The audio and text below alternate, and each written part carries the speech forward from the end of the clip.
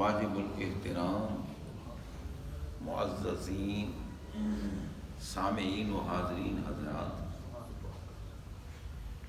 آج ماہ رجب المرجب کی 6 تاریخ سبحان اللہ، جسے چھٹی مبارک کہتے ہیں۔ سبحان اللہ، اہل سنت و جماعت میں جو لوگ سلسلہ چشتیہ سے تعلق رکھتے ہیں وہ چھٹی شریف کا اہتمام کرتے ہیں، سبحان اللہ، سبحان اللہ، کیونکہ 6 رجب المرجب کو حضور شہنشاہ ولایت سبحان اللہ، منبع و مرکز و مخزن ولایت سبحان اللہ، قاسم ولایت سبحان اللہ، غوث الاقواس قطب الاقطاب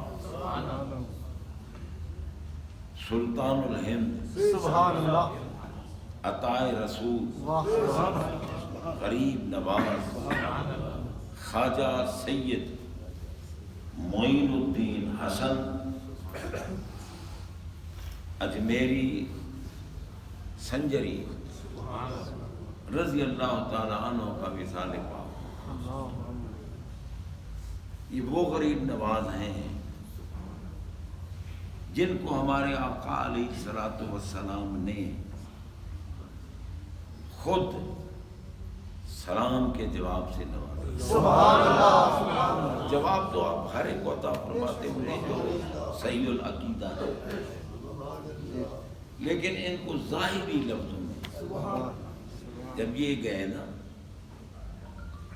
بارگاہ رسالت میں اور مواجہ مبارک کے سامنے کھڑے ہو کر انہوں نے الصلاۃ والسلام علیک یا رسول اللہ یہ سلام کا ہدیہ پیش کیا۔ آقا علیہ الصلاۃ والسلام نے بآواز ظاہر جواب سے نوازا، سبحان اللہ، وعلیک السلام یا قطب مشائخ البر والبحر۔ سبحان اللہ، سبحان اللہ، کیا بات، میں بر و بحر کے مشائخ کے مرکز، کتب کہتے ہیں مرکز، اور کتب کے ساتھ ہی نظام چلتا ہے۔ بے شک، چکی کے 2 پارٹ ہوتے ہیں، ان دونوں کے درمیان ایک کلیہ ہوتی ہے، اس کلیہ کو کتب کہتے ہیں۔ اگر پارٹ اس کلیہ کے ساتھ ان کا تعلق ہے تو پھر ٹھیک اپنے نظام پر گھومے گی، اگر ہٹ جائے تو نظام درہم برہم ہو جائے گا، کام بھی نہیں کر سکتا۔ بے شک، اب سرکار نے فرمایا قطب المشائخ، تو پتہ چلا کہ شیخیت کا نظام بطریقے صحیح وہی چلا سکتا ہے جس کے دل میں تاجدار اجمیر غریب نواز کی محبت ہے۔ سبحان اللہ، سبحان اللہ، اور پھر آپ مسجد قباء میں جلوہ فرما تھے اور مراقبہ کے عالم میں تھے، سرکار علیہ الصلوۃ والسلام کا دیدار ہوا۔ آپ نے فرمایا معین الدین تم واقعی دین کے معین ہو، بلاد ہند میں جاؤ اور وہاں دین حق کی ترویج و اشاعت کرو۔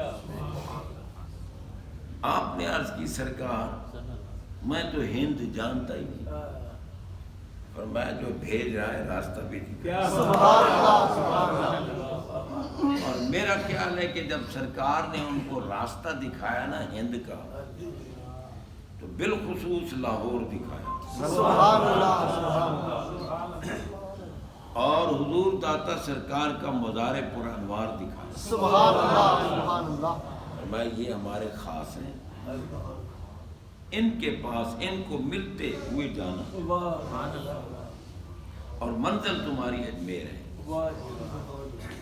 آپ حاضر ہوئے داتا سرکار کی بارگاہ میں، آخر رسول اللہ کا بھیجا ہوا بندہ سبحان اللہ، سبحان اللہ، تو یہ تو ہو ہی نہیں سکتا کہ داتا سرکار توجہ نہ فرمائے، واہ واہ واہ کیونکہ کون آ رہا ہے؟ واہ۔ قطب المشائخ آ رہا سبحان اللہ ہے، عطائے رسول آ رہا ہے، سبحان اللہ سلطان الہند آ رہا واہ واہ واہ سبحان اللہ سبحان اللہ ہے۔ داتا سرکار مزار پر انوار سے نکل کر واہ ان پہ شفقت فرمائے، سبحان اللہ سبحان اللہ اور پھر 40 دن تک میٹنگ ہوتی ہے۔ سبحان اللہ یہ جو کہتے ہیں نا چلا کاٹا آپ نے یہاں، وہ میٹنگ تھی،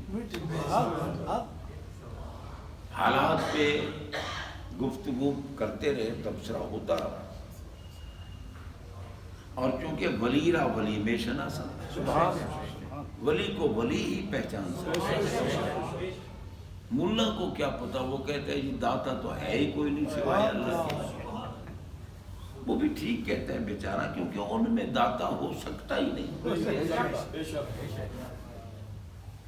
اور داتا بننے کے لیے بھی تو سرکار کا غلام اور محبوب بننا پڑتا ہے۔ پہلے آپ کو سید علی بن عثمان حجویری کہتے ہیں، غور کریں، اور جب سرکار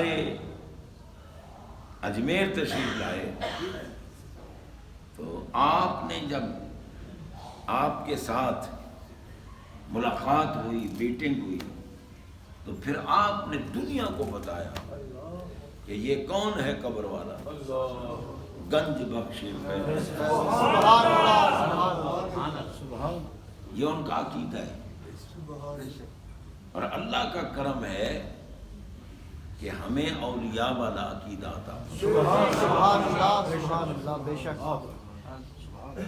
ہم داتا مانتے ہیں، گنج بخش مانتے ہیں، کیونکہ ہمارا اللہ جو قدیم ذات ہے، جو واجب الوجود ذات ہے، جو مطلق ذات ہے، جو غیر مقید ذات ہے، جو قادر مطلق ہے، قدرت کاملہ کا مالک ہے، بے نیاز، لائق عبادت، بے شک بے شک کیونکہ عبادت اسی ذات کی ہو سکتی ہے جو کسی کا محتاج ہے، سبحان اللہ بے شک اور ہمارا اللہ صمد ہے، بے نیاز ہے، کیونکہ وہ محتاج کسی کا نہیں، اس لیے وہ عبادت کے لائق ہے، اور وہ ایسا قادر مطلق ہے جس کو جو مقام عطا فرمائے۔ اب آپ دیکھیں بھائی، ہماری بیماریوں کی شفا جو اللہ جڑی بوٹیوں میں رکھ سکتا ہے، یہ جتنی ادویات تیار ہوتی ہیں، چاہے وہ ایلوپیتھک کی ہوں یا ہومیوپیتھک کی ہوں یا یونانی ہوں، سب جڑی بوٹیوں سے بنتی ہیں۔ تو جناب بندہ جو جڑی بوٹیوں کو امراض دور کرنے کی صلاحیت عطا فرما سکتا ہے، تو اپنے بندوں کی دعا میں سبحان اللہ اس کے بندوں کو تو دیکھو اور مشکل آسان ہے۔ سبحان اللہ بے شک جناب لوگ کہتے ہیں نہیں جی نہیں، داتا تو اللہ کے سوا ہے ہی کوئی نہیں، بھائی ٹھیک ہے، ذاتی طور پر داتا صرف اللہ ہے، بے شک لیکن جس کو وہ بنائے بنا سکتا ہے۔ سبحان اللہ اب ایک مولوی صاحب کسی دکاندار کے پاس جا کر کہتے ہیں کہ یار ہم مسجد بنوا رہے ہیں تو مدد کرو، کیا یہ شرک ہو گیا؟ ارے ملا تو مدرسے کے لیے مانگے تو شرک نہیں، تو مسجد کے لیے مانگے تو شرک نہیں، اور اگر کوئی بندہ اللہ کے ولی سے، دکاندار سے مانگنا شرک نہیں، تو اللہ کے یار سے مانگنا شرک۔ سبحان اللہ اب دیکھو نا، اگر مانگنا شرک ہوتا، سائل کا معنی کیا ہے؟ مانگنے والا، ٹھیک ہے نا جی، اور مانگنے والا جس سے مانگتا ہے اس کو داتا سمجھ کر ہی مانگتا بے ہے شک کہ یہ دے گا، یہ دے گا، ڈھکوسلے میں نہیں مار رہا، اور نہ ہمارا مسلک ڈھکوسلے والا ہے۔ اس دور پرفتن میں سچا مسلک اسی کا ہے جو میرے آقا کی محبت میں گم ہے، اور جس کا ہاتھ اولیاء کے دامن سے وابستہ ہے۔ سبحان اللہ تو حضرات محترم، اب رب نے قرآن مجید میں خود اپنے حبیب علیہ الصلوۃ والسلام کو حکم دیا وَأَمَّا السَّائِلَ فَلَا تَنْهَرْ۔ السائل مطلقاً ہے، المطلق یجری علی اطلاقہ، فرمایا محبوب کوئی منگتا کچھ مانگے، جس وقت مانگے، جہاں مانگے، جو کچھ مانگے، جیسے مانگے، جس کے لیے مانگے، فلا تنہر، ہم نے سارے خزانے آپ کو عطا فرما دیے، جھڑکنا نہیں، جھولیاں بھر کے۔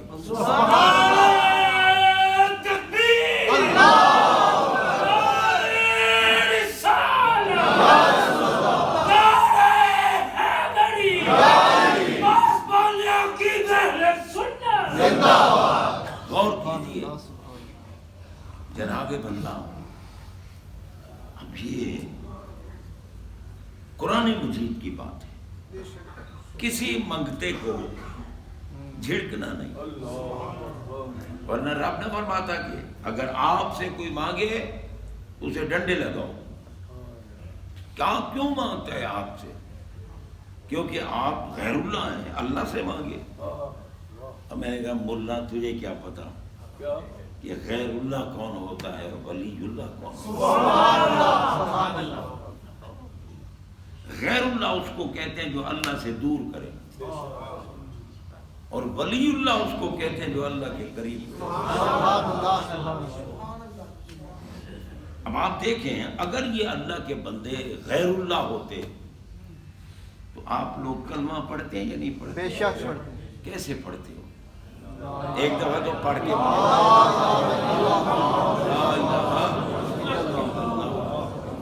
اب جو نہیں بول رہے، نہیں پڑھ رہے نا، میں یہ سمجھ رہا ہوں یا یہ وزیر داخلہ ہیں یا وزیر اعظم،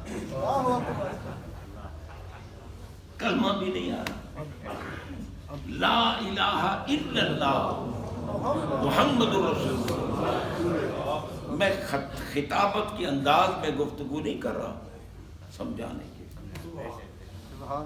اب آپ دیکھیں لا الہ الا اللہ ایک جملہ ہے، محمد الرسول اللہ دوسرا جملہ ہے۔ لا الہ الا اللہ میں اللہ کا اسم ذات ہے، محمد الرسول اللہ میں محمد کا اسم ذات ہے۔ لا الہ الا اللہ میں اللہ کی الوہیت کا ذکر ہے، محمد رسول اللہ میں محمد صلی اللہ علیہ وسلم کی رسالت کا ذکر ہے۔ اب آپ دیکھیں بھئی جملے بھی دو، ذاتیں بھی دو، باتیں بھی دو، تو پھر درمیان میں واو کیوں نہیں لگائی؟ یوں ہوتا نا لا الہ الا اللہ و محمد رسول اللہ، مگر واو نہیں لگائی۔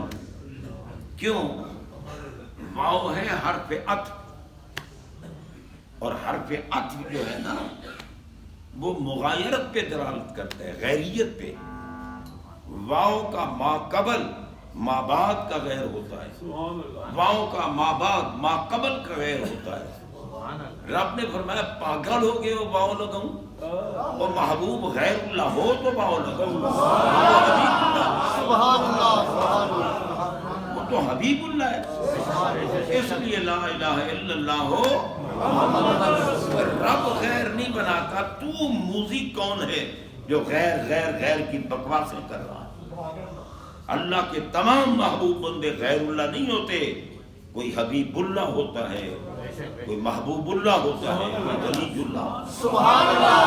غیر اللہ تو تم ہو، بے شک، جو نبیوں کے ساتھ بھی ویر، ولیوں کے ساتھ بھی ویر، اللہ کے محبوب بندوں کے ساتھ دشمنی، کچھ نہیں کر سکتے۔ شرم ہی آتی تجھے، کلمہ بھی نبی کا پڑھتا ہے پھر بھونکتا ہے کہ نبی کچھ نہیں کر سکتا، نبی کے اختیار میں کچھ نہیں دے سکتے۔ ایمان سے بتاؤ، ہمارے آقا علیہ السلام نے حضرت ربیعہ رضی اللہ تعالیٰ عنہ کو نہیں فرمایا سل ربیعہ؟ حدیث پیش کر رہا ہوں، سل ربیعہ، سل فعل امر ہے، اور اس میں فعل کا ذکر بھی ہے، فاعل کا بھی ہے، مفعول کا نہیں۔ سل تو مانگ. اب یہ نہیں ہے کہ کیا مانگ. اب جہاں مفعول غیر مذکور و مفید عموم ہوتا ہے، ہمارے آقا اپنے صحابی کو فرما رہے ہیں جو ہمارے رہبر و رہنما ہیں. اصحابی کا نجوم فبأیہم اقتدیتم اہتدیتم. محبوب کے قریب بیٹھنے والے بندے اعلیٰ بندے ہیں، کیونکہ آقا فرماتے ہیں اللہ نے میرے لیے غلط بندے نہیں چنے. جو قریب بیٹھ جائے وہ اعلیٰ ہے، اور جو خود نبی کے جسم کا حصہ ہو.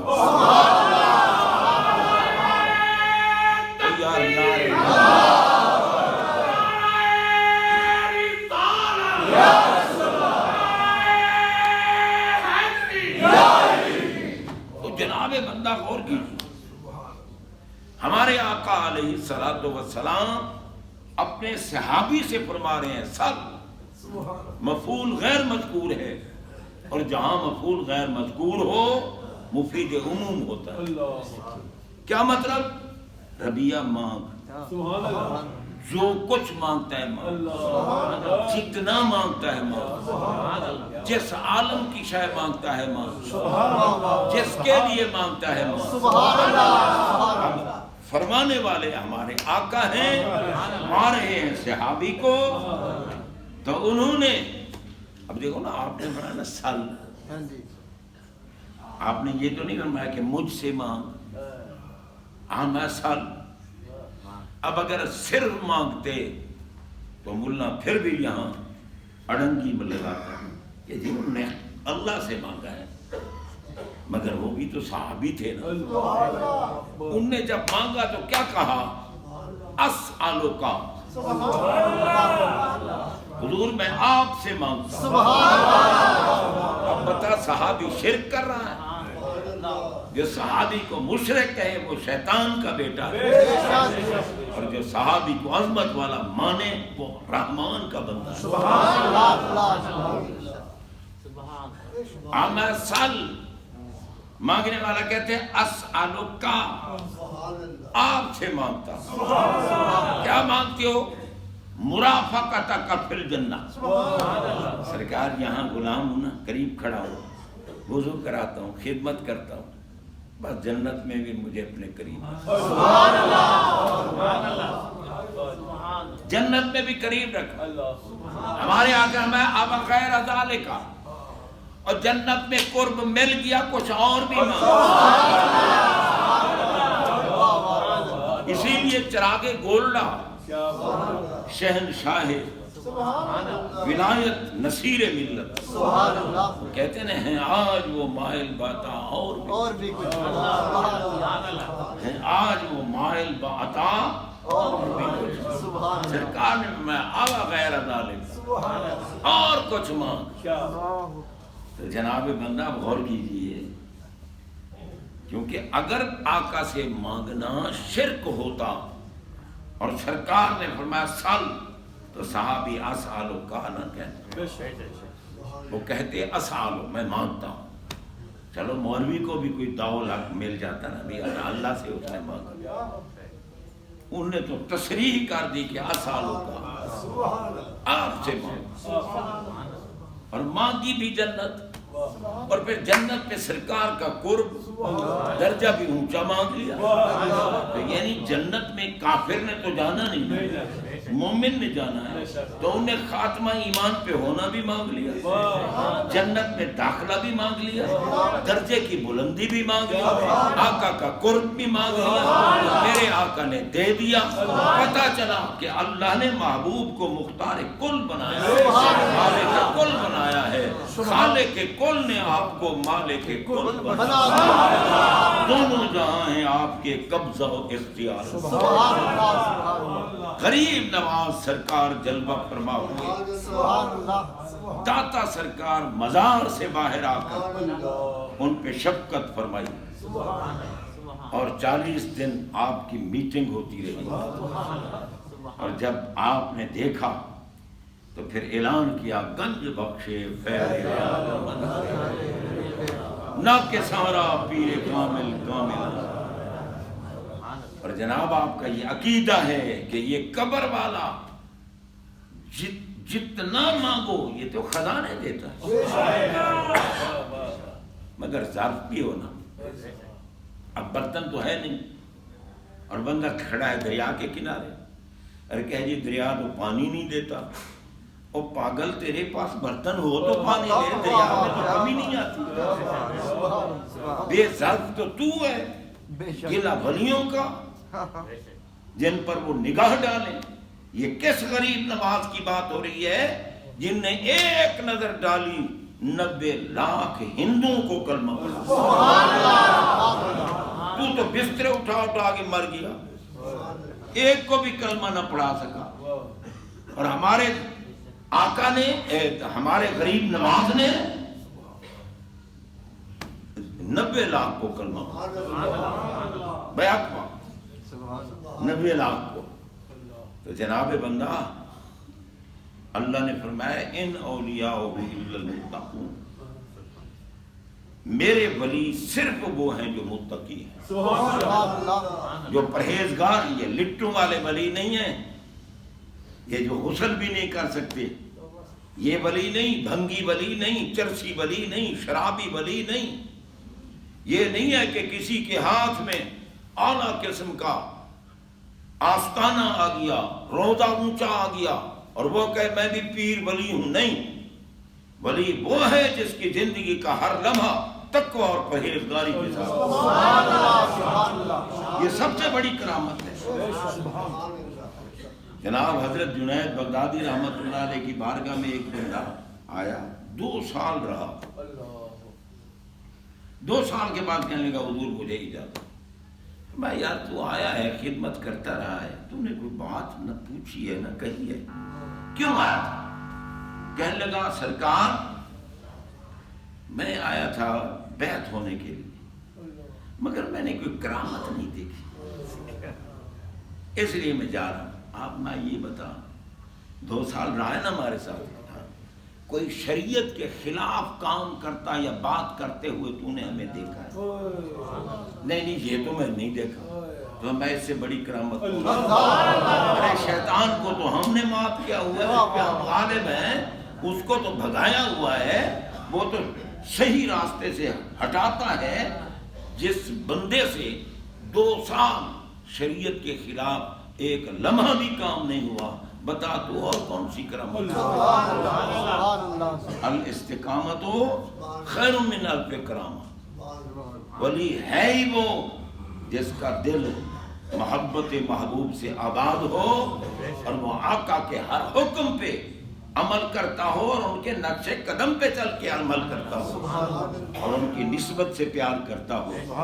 تو جناب یہ نہیں کہ جبہ پہن لیا ولی بن گیا، دستار باندھ لی ولی بن گیا، نہیں، ولی عاشق رسول کو کہتے ہیں، اور رسول اللہ کا وہ عاشق نہیں ہو سکتا جس اس صاحبزادی کے لیے آقا کھڑے ہو کر استقبال کرے، اور کوئی کتا کہے کہ وہ خطا پر تھیں، وہ جس جبے میں ہے جس کبے میں ہے وہ ولی نہیں ہو سکتا۔